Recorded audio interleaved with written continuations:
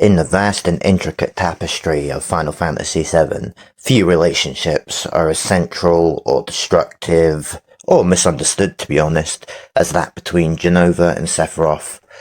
It's a connection born of ancient terror, scientific hubris, and a tragic misunderstanding that reshaped the very fate of the planet, and those who fight to protect it. To truly grasp Sephiroth, we must first understand Jenova, or try to at least.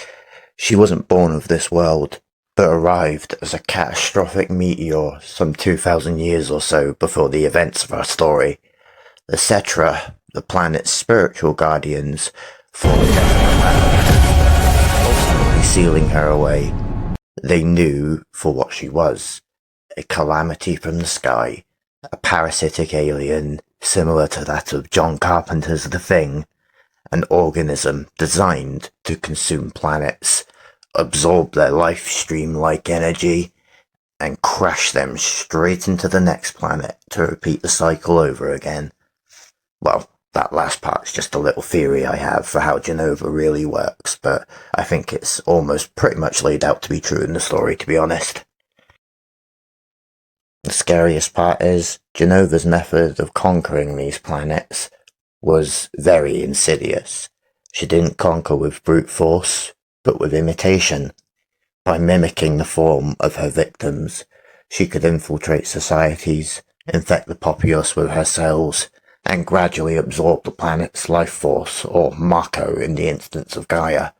Her ultimate goal? To ride the planet's life stream through space to another world, leaving a barren husk behind.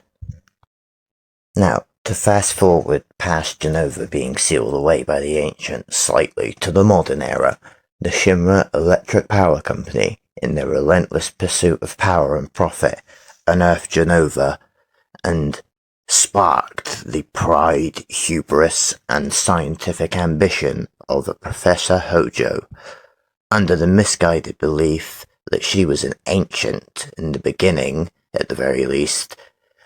Professor Hojo and his colleagues initiated the Jenova Project. Their aim was to create a super soldier, an artificial Cetra, by injecting human subjects with Jenova cells. But by this time, Professor Hojo knew the truth. He knew that she was not an ancient, and was in fact the calamity from the sky, an ancient monster and a cosmic horror. But Hojo didn't care that she wasn't a Cetra. He didn't care that she was this eldritch horror, this abomination. All he cared about was how far his scientific curiosity could drive him, and what powerful creature he could create from this abomination. You've got the prideful and ambitious father, the monstrous and unloving mother that just wants a puppet to control, and then you've got the Sosei monster that only wanted a mother to love. And so, to explain how he really got here, Sephiroth was born, but not to a Cetra mother, or not even really to Jenova, but to Lucrezia Crescent, a scientist working on the Jenova Project, and Professor Hojo, his father.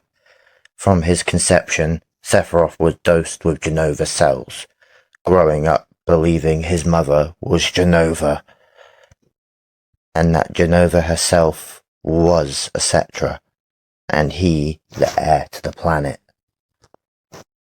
But he certainly wasn't an ancient, and he wasn't the heir to the planet either. Really, he was an heir to nothing but nightmares and an eldritch horror as his mother.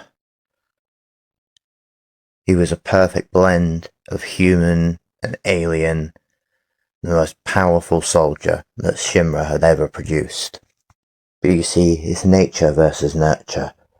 Was he always doomed to be a victim to his nature? Well, to Jenova's nature, and always be a horror that was inflicted upon the planet? Or maybe if he was raised a little bit differently, maybe he could have been nurtured into something different, someone a little bit more human. I believe that's what he always wanted anyway, a normal human life away from the fame of being Shinra's war hero. But maybe he was always doomed to be the monster that wanted a mother, but the mother wanted a monster that she could puppet to inflict horror upon the planet. And that's exactly what she got with Sephiroth. And Sephiroth never got what he wanted. Let's take a second to explain what happened. For years, as you know, Sephiroth served Shinra with almost unwavering loyalty, becoming a legend in the process. But the truth, as it often does, waited to be discovered. During the Nibelheim incident, Sephiroth stumbled upon the horrifying records of the Jenova project in the Shinra mansion basement.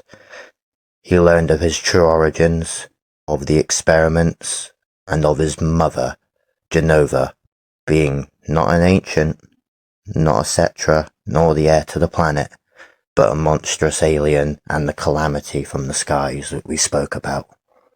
This revelation shattered his world, and in his grief, his rage, and his profound sense of betrayal and misunderstanding, Sephiroth's mind fractured.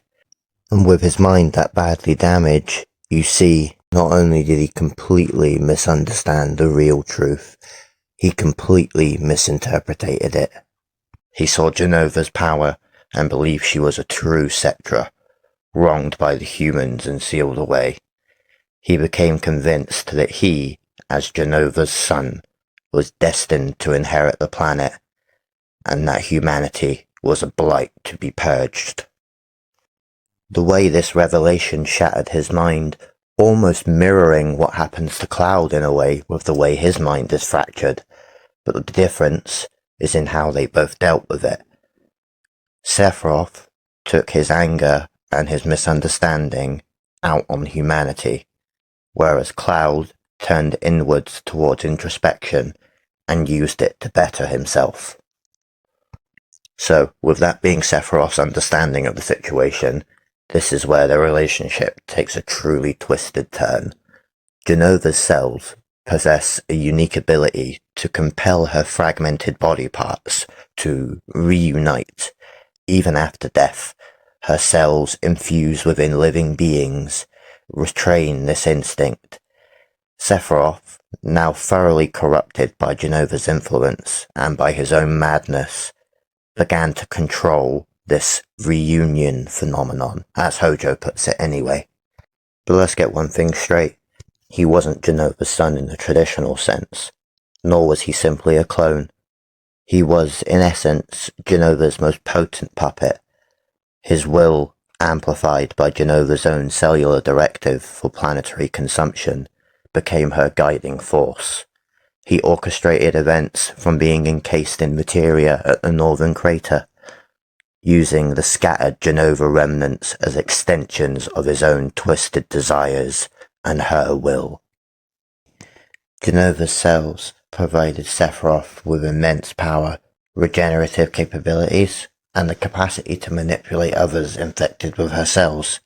In return, Sephiroth's intelligence and megalomania gave Jenova a focused purpose, a powerful vessel through which to enact her parasitic endgame, consuming the planet's Mako, then moving on.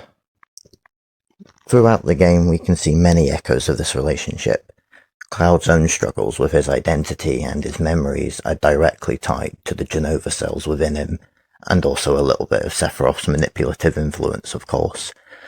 We can also see proof of this relationship and all of her parts coalescing into the reunion theory through the monstrous forms that Jenova takes throughout the main game. Jenova, birth, life, and death, all representing the samsara's cycle of life, if I'm not mistaken.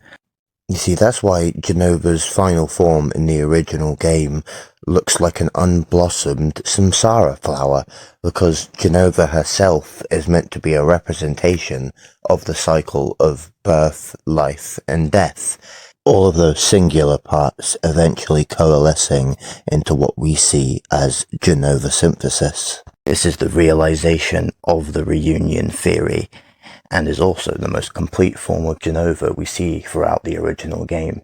if you don't count the Safer Sephiroth and the Bizarro Sephiroth form afterwards, of course. But I think those last two forms are more of a realization of Sephiroth and Jenova joining together. In my opinion, that's the greatest question that the original game left open for the remake series to answer a little bit more. Are all of those manifestations of Jenova's cellular will within her life, birth and death forms, are they directed by Sephiroth, or is the form of Sephiroth directed by Jenova? They always leave the door a little bit open on which one of those two are more in control, you know? If you ask me, the real tragedy of Sephiroth is that he was never truly his own being. He was always a product of reckless experimentation, a victim of manipulation and scientific pride and hubris, and ultimately the ultimate expression of Jenova's destructive nature and Hojo's terrible mind. His legacy is one of power, betrayal, and the terrifying consequence of humanity's attempt to control a force it can barely understand.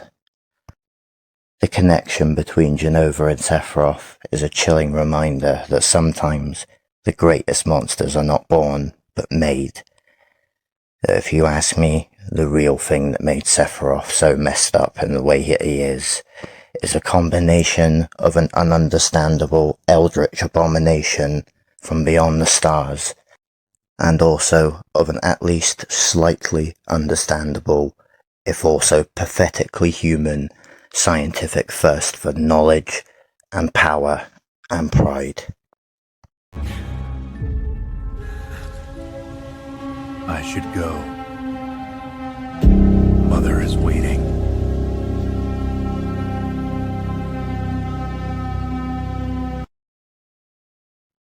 Okay, thank you all very much for your time.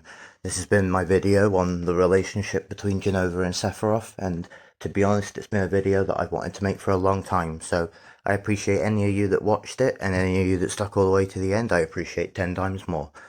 Alright, again, thank you all very much for your time. I'll see you in the next video. Take it easy, guys.